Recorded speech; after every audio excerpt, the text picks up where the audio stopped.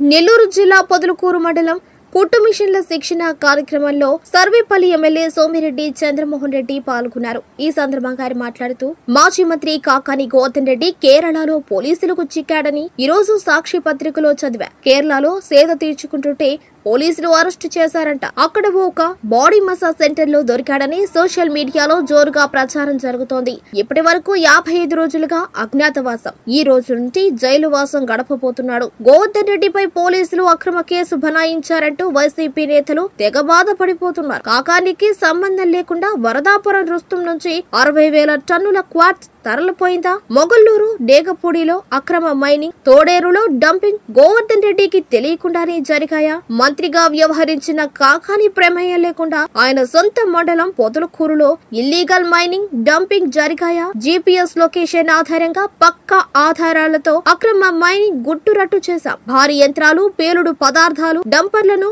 మీడియాకు చూపించాం. Collector, SP నుంచి డీజీపీ వరకు చివరకు ప్రధానమంత్రికి కూడా ఆధారాలతో సహా ఫిర్యాదులు పంపాం. ప్రధానమంత్రి కార్యాలయం స్పందించిన తర్వాత వరదాపురంలో మైనింగ్ ఆగింది. ఇవన్నీ అబద్ధమని వైసీపీ నాయకులు చెబుతారా? ప్రత్యక్ష సాక్ష్యాలు, పక్కా ఆధారాలతో నమోదు చేసిన కేసులో ఈ రోజు కాకాని ముద్దాయిగా ఉన్నాడు. వైసీపీ 5 ఏళ్ల పాలనలో గోవర్ధన్ రెడ్డి సాగించిన అరాచకాల్లో ఈ అక్రమ మైనింగ్ దందా ఒక భాగం మాత్రమే. 2014 నుంచే కాకాని గోవర్ధన్ రెడ్డి నేరాలు, ఘోరాలు, దందాలు కొనసాగుతున్నాయి. 2019లో వైసీపీ అధికారం చేపట్టిన తర్వాత కాకాని అవినీతి, అరాచకాలు, దందాలకు అంతే లేకుండా పోయిందని, చేసిన పాపాలకు ఈ రోజు ఫలితం అనుభవిస్తున్నారు. టీడీపీ నాయకులు, కార్యకర్తలు అనేక మందిపై తప్పుడు కేసులు బనాయించి రోజుల తరబడి జైల్లో పెట్టించాడు. చివరకు జర్నలిస్టులను కూడా వదిలిపెట్టకుండా జైలుకు పంపించాడు. ఆ రోజు జైళ్లలో మగ్గిపోయిన వారికి కుటుంబాలు లేవా? భార్య పిల్లలు లేరా? నాపై 18 అక్రమ కేసులు పెట్టించాడు. మా పార్టీ నాయకులను అక్రమ కేసులతో వేధించాడు.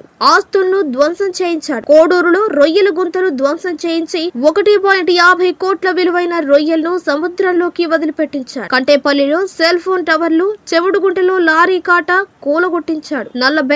నల్లపాలెంలో పైప్ లైన్లు ధ్వంసం చేయించి 15 ఎకరాలు సంపంగి తోటల్ని బీడు పెట్టించాడు. పొదలకూరులో దుకాణాల ముందు పట్టలు వేసుకున్నారని 16 మంది ఆర్య వైశ్యులను 14 రోజులు జైల్లో పెట్టించాడు కాకాని సాగించిన భూదందాకు అండగా నిలిచిన 3 తహసీల్దార్లు, 10 మందికి పైగా రెవెన్యూ సిబ్బంది సస్పెండ్ అయ్యారని అన్నారు. వేలాది ఎకరాల భూముల రికార్డులు మారిపోయి ఒక్క సర్వేపల్లిలో తప్ప జిల్లాలోని మరే నియోజకవర్గాల్లో ఈ స్థాయిలో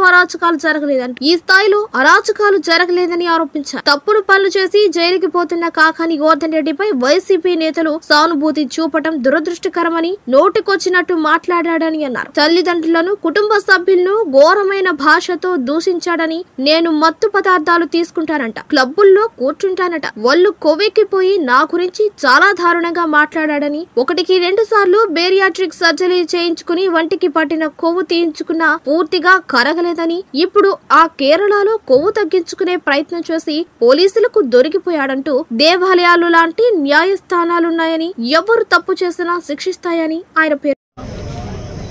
training centre, tailoring training centre ప్రారంభించాము.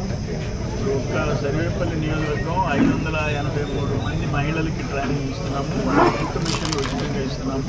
జిల్లాలో 4,967 మందికి కుట్టు మిషన్లు ట్రైనింగ్ ఇచ్చేసి ఆల్మోస్ట్ 4,967 అంటే 5,000 మంది మహిళలకి ఇస్తున్నాము.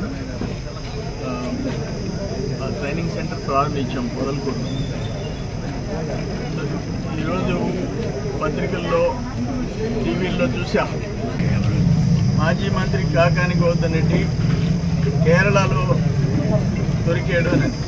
సాక్షి పత్రికలో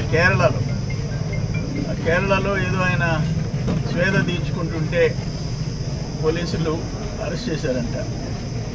ఎక్కడో మసాజ్ సెంటర్లో ఉన్నాడని చెప్పి సమాచారం. సోషల్ మీడియా అంతా బాడీ మసాజ్ సెంటర్లో దొరికాడని. ఇంచుమించు 55 రోజులు ఆయన అజ్ఞాతవాసం, ఇప్పుడు ఈ రోజు నుంచి అరణ్యవాసం, జైలు వాసం. నేనేమంటానంటే, నిన్న కూడా ఏదో వైసీపీ నాయకులు మా కాకాని మీద అక్రమ కేసులు అని చెప్పి, నేను ఒకటే అడుగుతున్నా, కాకాని గోవర్ధన్ రెడ్డికి సంబంధం లేకుండా 60,000 చిల్లర టన్నులు అని చెప్పి రిపోర్ట్ ఇచ్చారు.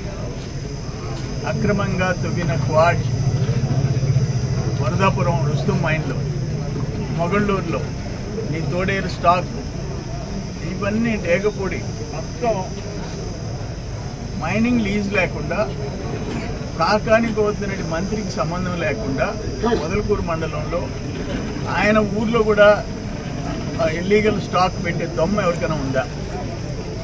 నంబర్ 1. నంబర్ 2, మేము GPS లొకేషన్ మ్యాప్స్ పెట్టి నేను పట్టించా. ఎన్ని డంపర్లు, ఎన్ని హిటాచీలు, ఎన్ని బ్లాస్టింగ్ ఎక్స్ప్లోజివ్స్, పేలుడు పదార్థాలు, ఇవన్నీ తప్ప అబద్ధమా? ఇంత డైరెక్ట్గా ప్రైమ్ మినిస్టర్ దాకా సమాచారం ఇచ్చాను. కిందుండే ఎస్పీ, కలెక్టర్లు, chief secretary, DGP, director mines and geology అందరికి ఇచ్చా. ఆగ్రాను ప్రైమ్ మినిస్టర్కి ఇచ్చిన దాకా ఆగలే. ఇవన్నీ అబద్ధమా? ఒక ప్రత్యక్ష సాక్ష్యాలతో కూడిన కేసు ఇది. ఆయన అరాచకాలకి ఇది ఒక ముక్క. ఎన్ని నువ్వు 5 ఏళ్లలో ఎన్ని చేసావు? అంతకుముందు ఏం చేసావు? 14లో ఏం చేసావు? పాపాలు అనుభవించక తప్పదు, చేసిన పాపాలు. మా వాళ్ళని ఎంతమందికి జైలుకి పంపించావు? వాళ్ళకి భార్య బిడ్డలు, నీకు భార్య బిడ్డలు. తప్పుడు కేసులు పెట్టి వాళ్ళని పంపించావు, తప్పుడు కేసులు పెట్టి. బట్ నువ్వు తప్పుడు పనులు చేసి ఆయన జైలుకి పంపించడం అన్యాయం అంటే ఎట్లా? ఇప్పుడు ఇక్కడున్న అయ్యగారిపాలెం ప్రసాద్ 64 రోజులు ఉన్నాయండి జైల్లో. ఆయనకి భార్య బిడ్డలు లేదా? ఏం తప్పు చేశాడు? ఒక మాటలు ఇప్పుడే చూసా, ఆ పాతి కాకాని మాట్లాడింది. ఎంత పొగురు! నేను మత్తు పదార్థాలు వాడతానంట, మందు తాగుతానంట, క్లబ్బుల్లో పోయి కూర్చుంటానంట. అదొకటి. ఆ ముందు వెనక నన్ను సంబోధించటం ఏంటి? ఏందా కొవ్వేంది? ఎట్లా కనిపిస్తున్నావు? నీకు కూలోడు ఒప్పుకుంటాడా? నువ్వు నన్ను మాట్లాడిన మాట కూలోడు ఒప్పుకుంటాడా? దోన్బేవుడు ఒప్పుకుంటుందా? కొవ్వు, అది కొవ్వు, ఫ్యాట్. 2 సార్లు బేరియాటిక్ ఆపరేషన్ చేయించుకున్నాం, 2 సార్లు బేరియాటిక్, అయినా తగ్గలేదు. ఏం చేస్తాం? ఇప్పుడు ఆ కేరళలో కావాలి తగ్గించుకోవాలని పోయినాడు, ఇప్పుడు దొరికాడు. సో నేనేమంటానంటే, ఈ కోర్టులో ఉన్నాయి, హైకోర్టు నుంచి సుప్రీంకోర్టు దాకా పోయినాం, జిల్లా కోర్టు నుంచి హైకోర్టు నుంచి సుప్రీంకోర్టు దాకా న్యాయస్థానాలు ముందున్నాయి. నేనేం మాట్లాడినా, నీ వాళ్ళు, నీ పార్టీ వాళ్ళు ఏం మాట్లాడినా అక్కడ న్యాయస్థానాలు ఉన్నాయి. నువ్వు చేసిన పాపాల చిట్టాలు ఉన్నాయి. ఇంకా భగవంతుడే నిర్ణయిస్తాడు, న్యాయస్థానాలే నిర్ణయిస్తాడు. వైశ్యులు ఉన్నారు, వాళ్ళు వ్యాపారస్తులు.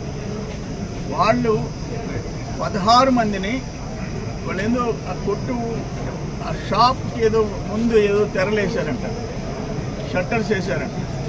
దానికి 14 రోజులు జైల్లో పెట్టాడు. 16 మంది శెట్టిగారుని, వైశ్యుల్ని 14 రోజులు జైల్లో పెట్టాడు. నీ పొదలకూరులో, నీ ఊర్లో ఇటువంటి దారుణాలు ఎప్పుడు మనం చూడలే. అందుకని ఆ దేవుడు